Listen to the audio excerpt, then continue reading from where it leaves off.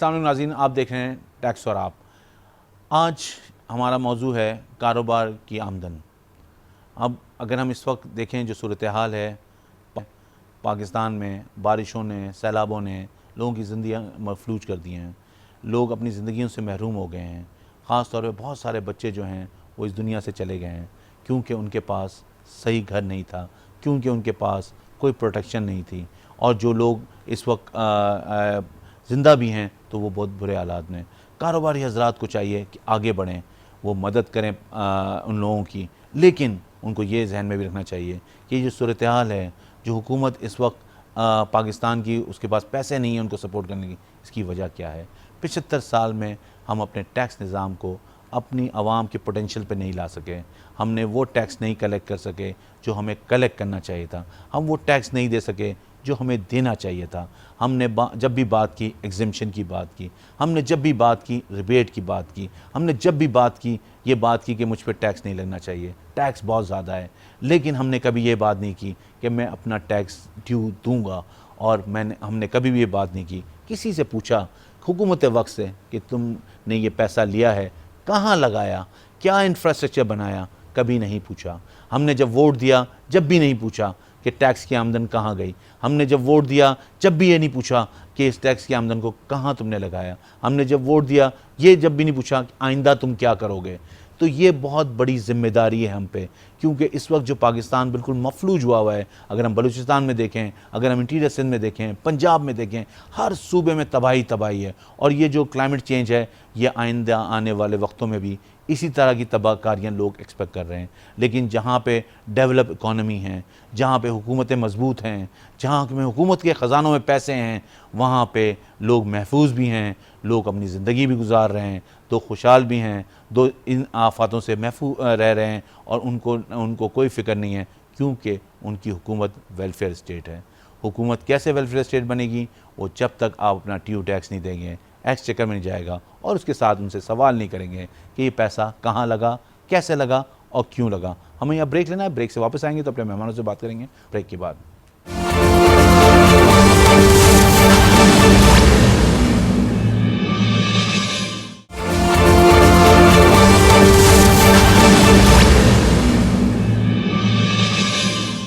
Break पे जाने से पहले हम बात कर रहे थे कि जो इस वक्त नागहानी सूरत हाल है पाकिस्तान में और जिस तरह के सैलाब ने तबाहकारियाँ मचाई हैं, इससे जो पता चलता है कि हुकूमत के ख़जाने में पैसे नहीं हैं, टैक्स कलेक्ट नहीं हुआ है, इंफ्रास्ट्रक्चर हमारा बहुत कमज़ोर था और इसकी वजह से कई जानें भी गईं। हम आज बात करेंगे, हमारे साथ मौजूद हैं ताजिर रहनुमा हैं नईम मीर साहब, उनसे बात करेंगे। अस्सलाम वालेकुम। जी वालेकुम अस्सलाम। बहुत शुक्रिया नईम साहब, आपने हमारे लिए वक्त निकाला। नईम साहब, हम बात कर रहे हैं टैक्स के हवाले से अपने प्रोग्राम में, और आप पहले भी हम आपसे बात कर चुके हैं। बात यह है कि अभी आजकल काफ़ी शोर रहा ये जो फिक्स टैक्स का कानून आया था ताजरों पे, और फिर उसको आप लोगों ने काफ़ी कोशिश करके आपने उसको विड्रॉ भी करवा लिया। तो अब आप क्या समझते हैं ये जो ट्रेडिंग का, अगर हम जीडीपी में कंट्रीब्यूशन देखें तो वो कोई 21% या 20% है, लेकिन टैक्स उतना नहीं आ रहा। तो किस तरह, आप भी पाकिस्तानी हैं और आप भी चाहेंगे कि पाकिस्तान के टैक्स निज़ाम में, टैक्स एक्सचेकर में आप भी कंट्रीब्यूट करें, तो किस तरह ये ट्रेडिंग के जो हमारे दोस्त हैं, बिजनेसमैन हैं, वो किस तरह टैक्स देना चाहते हैं? देखिए, पहली बात तो ये है कि ये हमें समझना चाहिए कि हमारे मुल्क के अंदर जो है ये जो रिग्रेसिव टैक्सेशन का निज़ाम है उसके तहत हमारे ताजर जो हैं या हमारे इवन सनतकार भी जो हैं वो जितने भी टैक्सेस हैं उनका बोझ अपनी आइटम पर डालते हैं, अपनी प्रोडक्ट पे डालते हैं, और वो एंड कंज्यूमर ही उसको अदा करता है। सही है। और हम सारे जो लोग हैं इस राइजुल वक्त टैक्स के निज़ाम में हम टैक्स अदा नहीं करते बल्कि हम टैक्स कलेक्ट करते हैं। ठीक। हम सारे जो हैं वो टैक्स कलेक्शन एजेंट हैं। ठीक। हम ताजर। तो ये इस वक्त जो सबसे बड़ा मसला है, जो महंगाई का सबब भी बन रहा है, और वो इनकम्स जिनको टैक्स होना चाहिए वो इनकम टैक्स भी नहीं हो पा रही, उसकी बुनियादी वजह जो है वो हमारा टैक्स का राइजुल वक्त निज़ाम है। अगर आप इनमें बुनियादी इस्लाहात नहीं लेकर आएंगे तो मैं आपको बड़े वसूख के साथ कह सकता नहीं, लेकिन हूँ। सर आप लोगों की बड़ी पुरानी डिमांड थी कि फिक्स टैक्स लेके आया जाए, तो फिक्स टैक्स तो लेके आ गए थे गवर्नमेंट। नहीं, जो फिक्स टैक्स का निज़ाम लाया गया था उस पर प्रॉपर होमवर्क नहीं हुआ था। अच्छा। मिसाल के तौर पर आप देखें ना कि हमारा जो टैक्स का कानून है वो हमें ये बताता है कि 6 लाख रुपया सालाना अगर किसी की आमदन होगी तो उसकी टैक्स एग्जम्पशन होगी। अब मुझे आप ये बताएं कि अगर एक छोटी से छोटी कमर्शियल एक्टिविटी करने वाली दुकान है, चाहे वो परचून फरोश हो, कोई खुर्दा फरोश जिसे आप कहते हैं, ये ग्रोसर करियाना स्टोर हो, कोई पंचर लेकिन ये 6 लाख तो लगाने सैलरी वाली, वालों के लिए, 4 लाख है बिजनेस कारोबारी हजरात के लिए। नहीं नहीं 6 लाख होगी, कारोबारी की जी हजरात की भी 6 जी हो जी। चुकी है।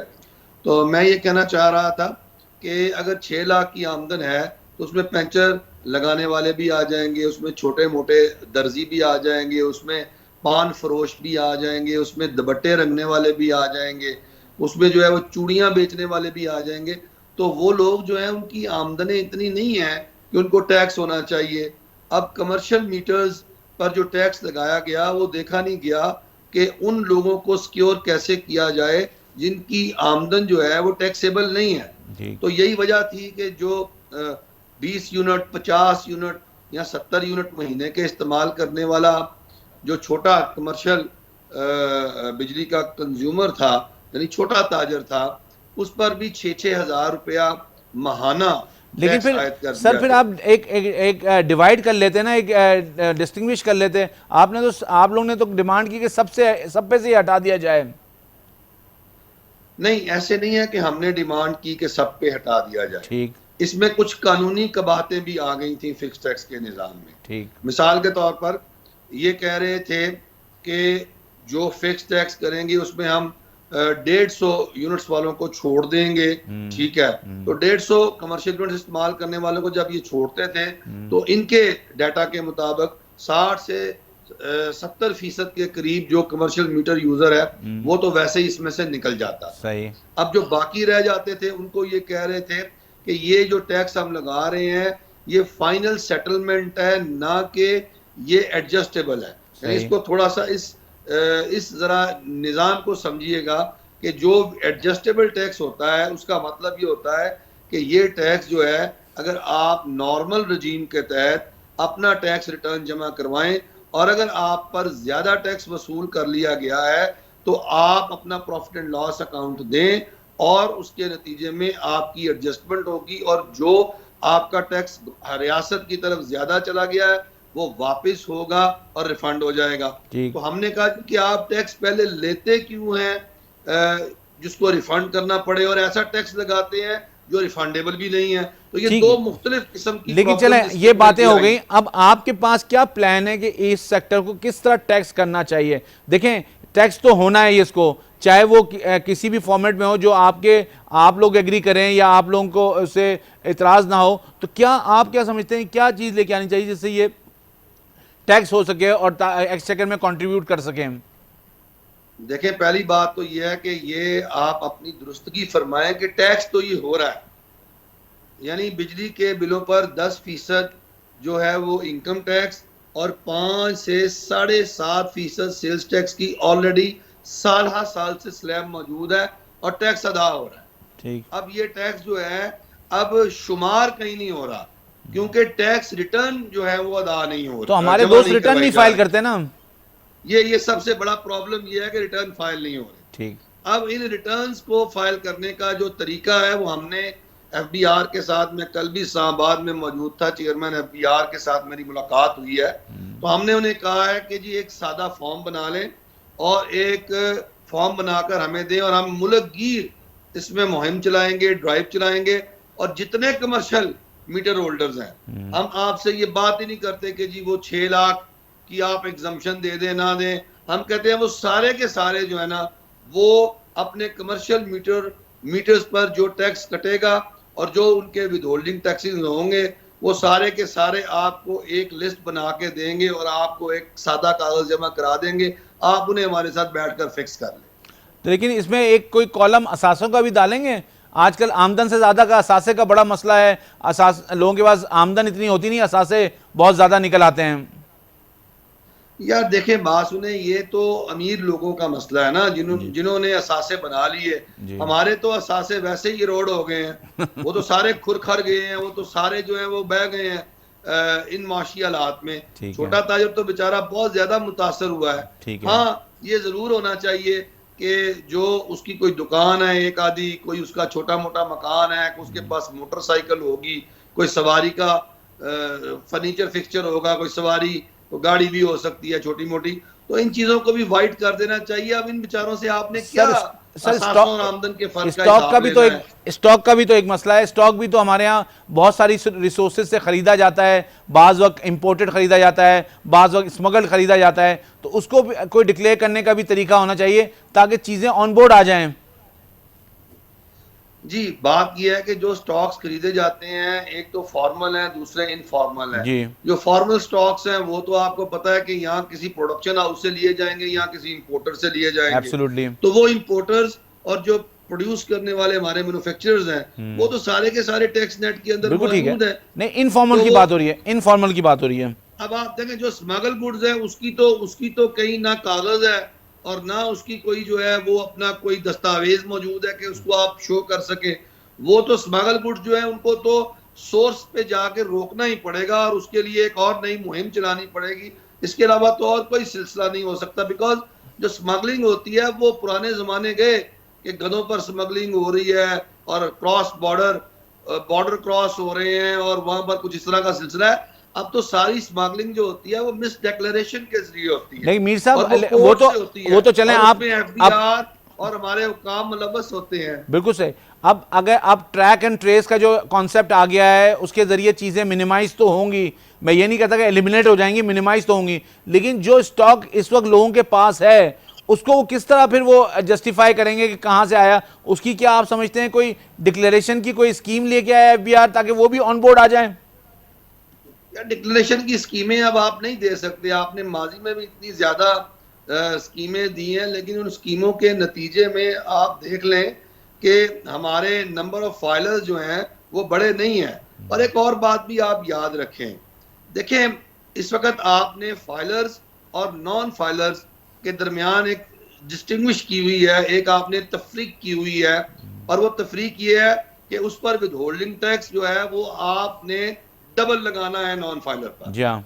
तो जब नॉन फाइलर आपका विद होल्डिंग टैक्स डबल अदा करता है तो इसका मतलब है आप उसे पेनल्टी तो लगा रहे हैं ना, आप उसको जुर्माना तो लगा रहे हैं। अगर वो ये सारे जुर्माने जो है वो नॉन फाइलर के वो अदा करने के बावजूद भी आपके टैक्स नेट में नहीं आ रहा, आपके इदारे के साथ वो अपना कोई टैक्स रिटर्न का ताल्लुक जो है वो उस्तवार करने को तैयार नहीं है, तो ये भी एक लम्हा नहीं फिक्रिया सर, है। उसकी उसकी वजह यह है कि उसका एक सोर्स वो दिखा रहा है, चार और उसकी सोर्स है इनफॉर्मल जिसको वो डिक्लेयर नहीं करना चाहता है, इसलिए उसके इंटरेस्ट में है कि वो नॉन फाइलर रहे। नहीं नहीं नहीं, ऐसी बात नहीं है। वो जहां कहीं भी जाएगा नॉन फाइलर की हैसियत से वो डबल टैक्स अदा बिल्कुल करेगा। ठीक है। तो इसका मतलब है जब भी वो डबल टैक्स अदा करेगा तो वो पेनल्टी अदा कर रहा होगा।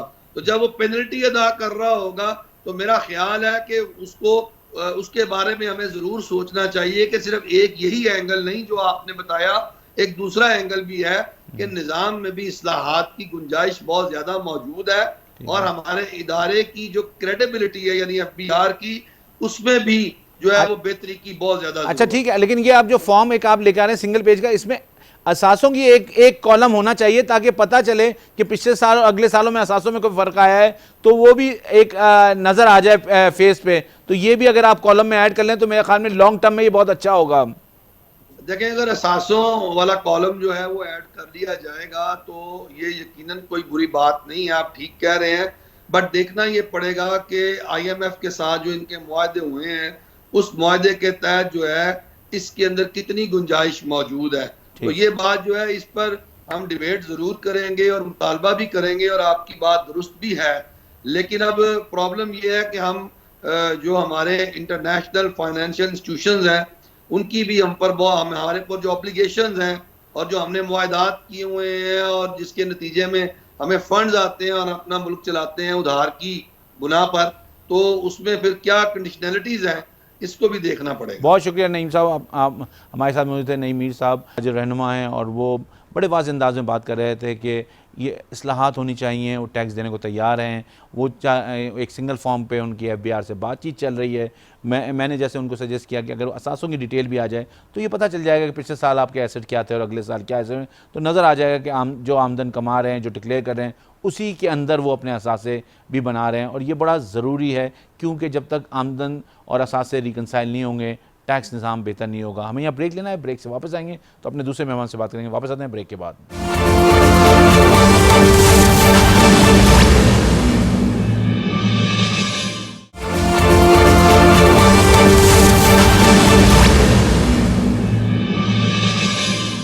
ब्रेक पे जाने से पहले हम बात कर रहे थे अपने मेहमान से।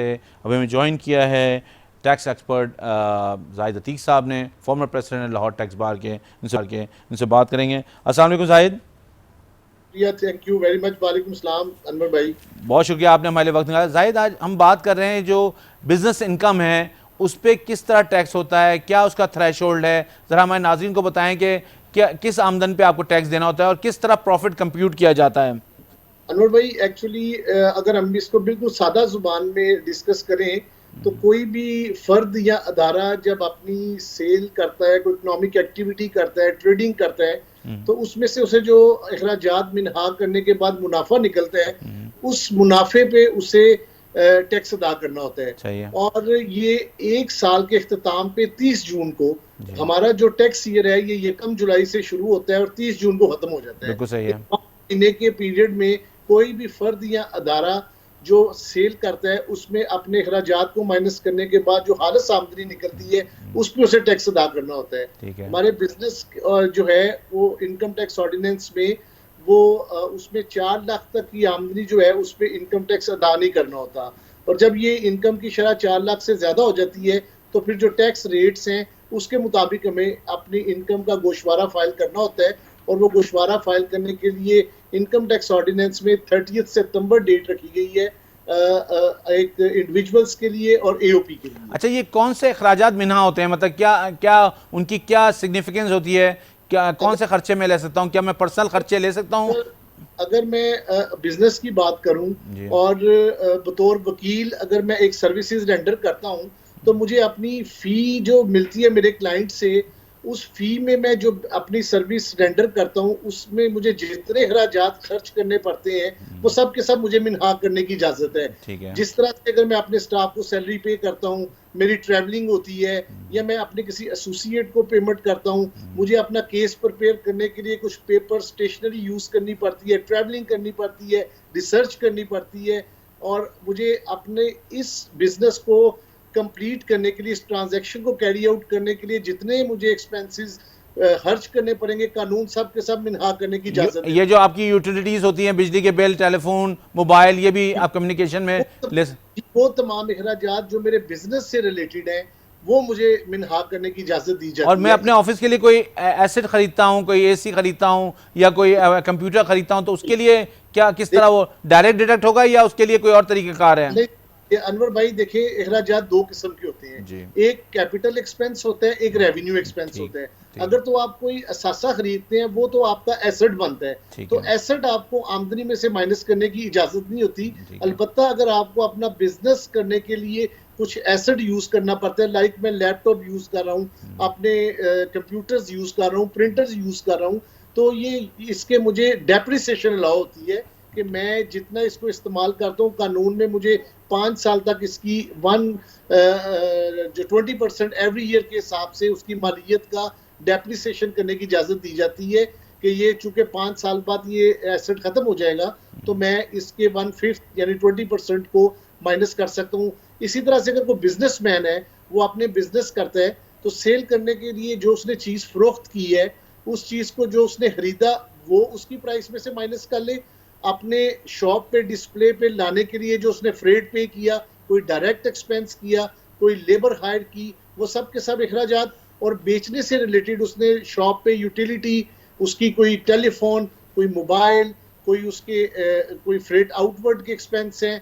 या उसको बाद में रिपेयर मेंटेनेंस देनी पड़ गई, कोई क्लाइंट के लिए एंटरटेनमेंट करनी पड़ गई, तो मुख्तसर आप अपने बिजनेस को कैरी करने के लिए जो अखराजात करते हैं वो कानून आपको इनकम टैक्स ऑर्डिनेंस के नीचे सब के सब मिनहा करने की इजाजत देता है, और इसके बाद जो मुनाफा बचता है उसे हम नेट प्रॉफिट बोलते हैं। अच्छा, ये बड़ा वो होता है एडमिसिबल एक्सपेंस, इनएडमिसिबल एक्सपेंस। तो ये क्या होते हैं एडमिसिबल एक्सपेंस? क्या कोई एक्सपेंस कैसे मैं करूं कि जो मुझे अलाउबल है? क्या मैं कैश से पेमेंट कर सकता हूं? क्या अगर वहां विदहोल्डिंग का, मैं विदहोल्डिंग एजेंट हूं तो टैक्स काटे बगैर मैं पेमेंट कर सकता हूं? किस तरह मुझे करना होता है ये?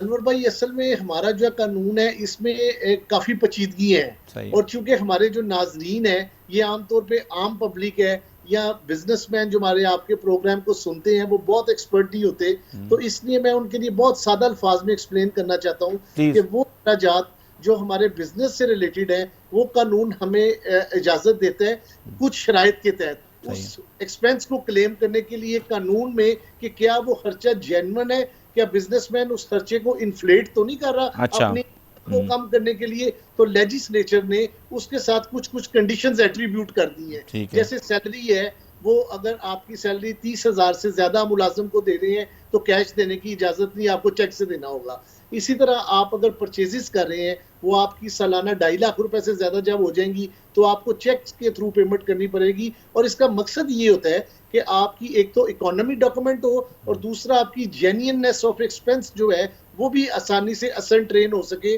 और जब अभी कोई आपका ऑडिट करे इनकम टैक्स अफेयर्स का ऑफिसर तो वो आपकी कोई असेसमेंट को अमेंड ना कर सके, आपके पास इतना एविडेंस मौजूद हो। लेजिस्लेचर ने फैसिलिटेट किया है बिजनेसमैन को, लेकिन चूंकि हमारे यहाँ डॉक्यूमेंटेशन का कल्चर नहीं है और हमारे जो सादा बिजनेसमैन है, ट्रेडर्स हैं और हमारे जो छोटी सतह पे काम करने वाले लोग हैं उनको अपने कागजात रिटेन करने की आदत नहीं होती, तो इसलिए वो अपने डॉक्यूमेंट्स को मेंटेन नहीं करते, अपनी रिटर्न को अंदाजों से फाइल करते हैं। तो जब कभी ऑडिट निकलती है तो फिर एफबीआर के ऑफिसर्स जो हैं उनके पास काफ़ी डिस्क्रेशन होती है कि वो कानून के नीचे इन अखराजात को डिसअलाउ कर दें और वो सारे अखराजात इनकी इनकम बना दें। डिसअलाउ की जब मैं बात करता हूँ तो वो अनवेरीफाइड कहते हैं कि टैक्स पेयर ने जो अखराजात अपने गोशवारे में लिखे हैं वो इसके साथ कोई अपने एविडेंस नहीं दे सका, रसीदें नहीं दे सका, बैंक स्टेटमेंट से इसको सब्सटेंशिएट नहीं कर सका।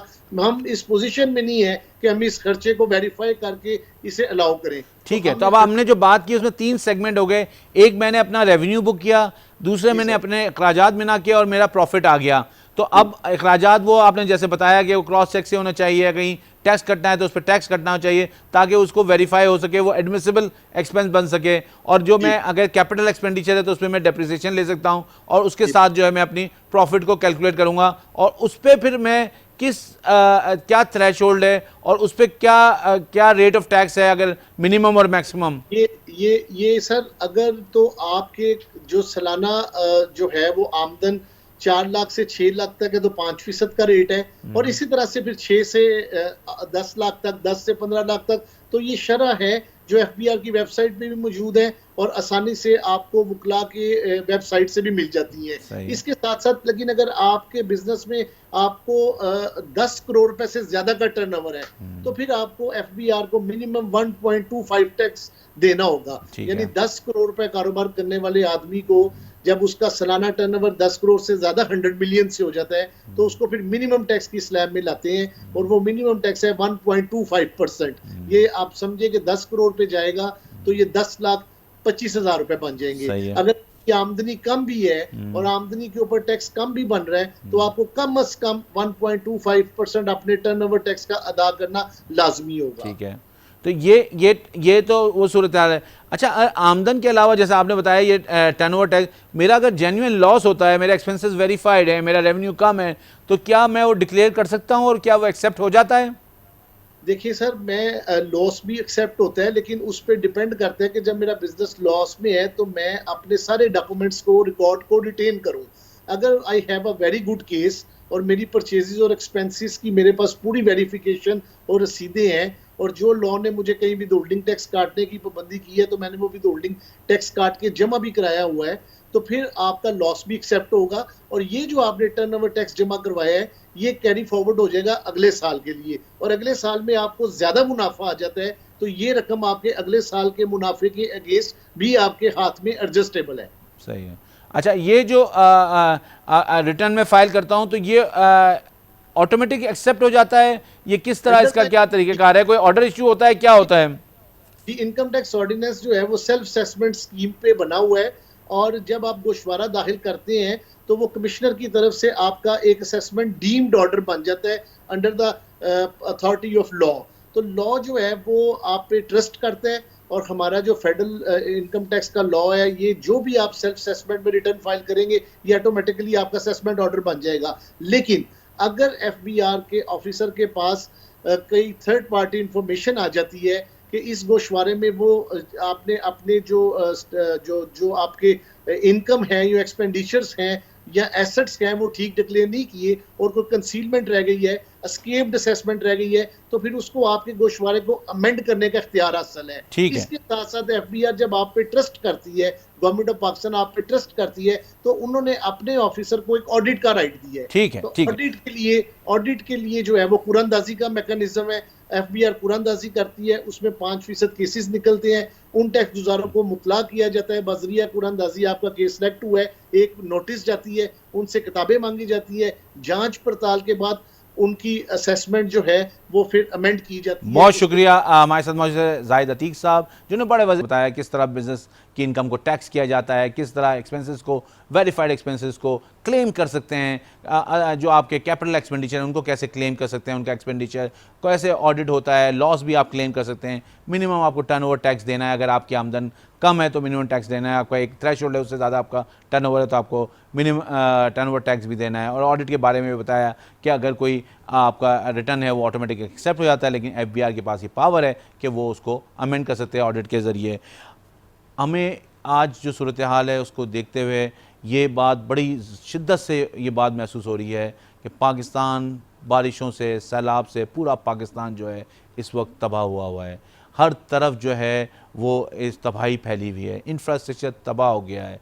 लोगों से गवर्नमेंट अपील कर रही है, लेकिन गवर्नमेंट को भी लोगों को बताना चाहिए कि उन्होंने कितना टैक्स का पैसा लगाया है इस प्रॉब्लम को, इस आफत से अपलिफ्ट करने के लिए, और किस तरह जो है उन्होंने ये कहाँ पे इन्वेस्ट किया है। लोगों को चाहिए कि वो आगे बढ़ें और इस वक्त जो है लोगों की मदद करें, लेकिन हमें अपने मुस्तक़बिल के लिए और मुस्तकिल सस्टेनेबिलिटी के लिए हमें टैक्स निज़ाम को बेहतर करना पड़ेगा, ताकि हमारे एक्सचेकर के पास पैसे आएँ, ताकि इंफ्रास्ट्रक्चर बने। अब लोन पे बात चलेगी नहीं, अब डेट पे बात चलेगी नहीं, अब सिर्फ ट्रेड पे बात होनी चाहिए, और ट्रेड पे बात हो और ड्यू टैक्स दिया जाए तो ये जो लोग हमारे पॉवर्टी लाइन से नीचे हैं वो एक सही जगह पे रहें, उनके पास भी एक इंफ्रास्ट्रक्चर हो। इस तरह की आफतें अगर आएँ तो वो अपने घरों में महफूज रहें। ये हुकूमत वक्त का काम है, ये हुकूमतों का काम है, ये रियासत का काम है। टैक्स लेना चाहिए, टैक्स लें, लेकिन उसको सही तौर पे लगाएं, अवाम पे लगाएं, क्योंकि टैक्स लिया जाता है अवाम पे लगाने के लिए। हम हमेशा ये कहते हैं मजबूत टैक्स निज़ाम, मजबूत पाकिस्तान। इस बात के साथ मुझे इजाज़त दी है। अल्लाह ने के बानी।